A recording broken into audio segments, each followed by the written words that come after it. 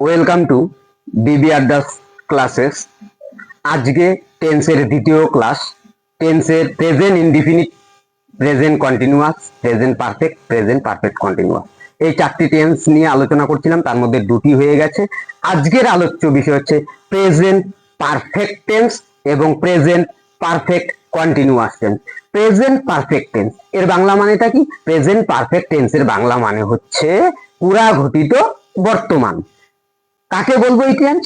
কোনো কাজ একটু আগে শেষ হয়েছে কিন্তু যার ফল এখনো পর্যন্ত বর্তমান, আমরা ফলটা এখনো পাচ্ছি।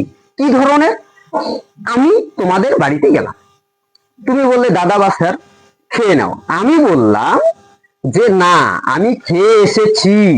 এই যে খেয়ে এসেছি একটু আগে হয়ে গেছে কিন্তু যার ফল এখনো পর্যন্ত বর্তমান। ফল মানেটা কি? এখনো আমার খিদা পাইনি, এটাই হচ্ছে আমার ফল। তার মানে অতীতকালে কাজটা শেষ হয়ে গেছে কিন্তু যার ফলটা এখনো পড়ে গেছে।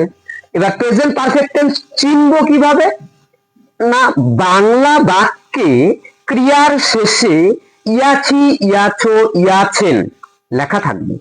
ইয়াছি, ইয়াছো, ইয়াছেন ক্রিয়ার শেষে। এটার গঠনটা বা সাবজেক্টটা কি, গঠন বা সূত্রটা কি?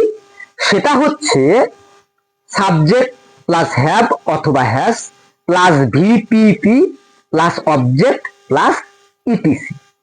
Subject plus have has plus VPP plus object plus etc. Have has subject অনুযায়ী বসবে।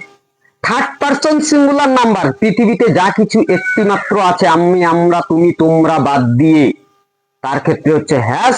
আই, ইউ এবং যা বহুবচন আছে সব ক্ষেত্রে হবে হ্যাভ। আর ভিপিপি ফর্মটা কি? না, আমরা ছোট ক্লাসে পড়েছি যে ভার্বের তিনটি form, 1 number form, 2 number form, 3 number form. অনেকেই আমরা এইভাবে বলে থাকি present form, past form, past participle form. এই পাস্ট পার্টিসিপল ফর্মটাই হচ্ছে ভিপিপি ফর্ম। ঠিক আছে?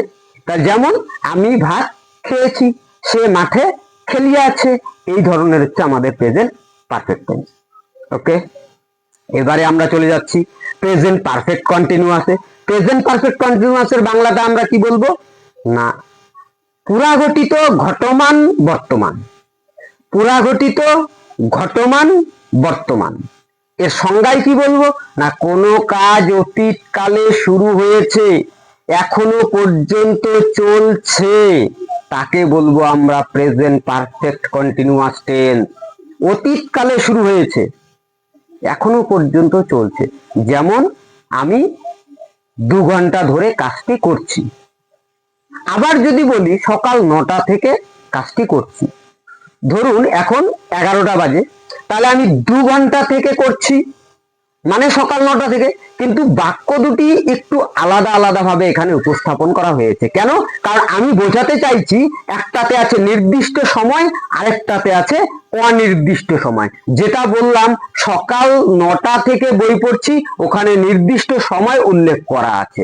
আরেকটা যেটা বললাম 2 ঘন্টা ধরে বই পড়ছি, এখানে নির্দিষ্ট সময়টা উল্লেখ নেই।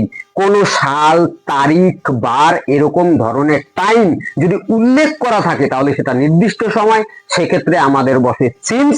এবং যদি নির্দিষ্ট সময় উল্লেখ করা না থাকে, 2 ঘন্টা ধরে, 3 দিন ধরে, 5 দিন ধরে, তাহলে পরে হচ্ছে আমাদের সেক্ষেত্রে ফর বসে।